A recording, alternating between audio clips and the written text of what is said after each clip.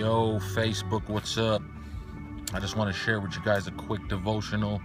Today is found out of Acts 17:16. It says, "Now while Paul waited for them at Athens, his spirit was provoked within him when he saw that the city was given over to idols." And I began to read that and I began to think about what that means.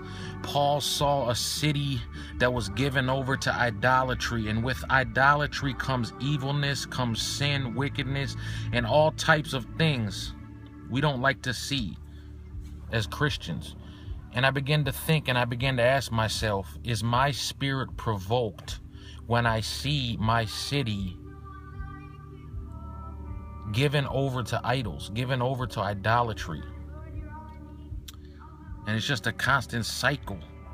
Generation after generation is given over to this evilness instead of worshiping the one true God. And so I thought, man, does my spirit become provoked by idolatry in others and also in myself? Are there things in my life that have been taken over, have taken God's number one spot in my life? And does that provoke me to do something? The second thing I began to ask myself was, what will I do about it? And so I ask you that question too. What will you do about it? What will we do about it? I think about the shooting that just occurred over here on the west side of St. Paul, and my nephew's friends were shot. Nobody died, but it's a scary incident to know these young men who I used to take to youth group with me were shot. Their lives could have been ended. And I begin to think, what can I do about it? What can I do to reach out to these young men who have heard the word of God, who have been to church, who maybe just need someone to come alongside of them and mentor them?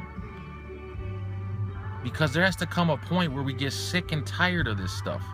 And we go and we don't just talk about it, we don't just complain about it. We go out and we do something about it. The third thing is, if you keep reading the story, Paul went into the synagogues. He wasn't just provoked. He didn't just say, oh my gosh, these horrible things are happening. He went into the synagogues and reasoned with the Jews and the Gentiles worshiping there. But not only that, it says he went into the marketplace and he reasoned with anyone. Paul just went looking for anyone and everyone to talk to, somebody that he could reason with and say, look, you're living for self, you're living for these false gods, and let me point you to the one true God, Jesus Christ. And so I encourage you with that today. Be blessed.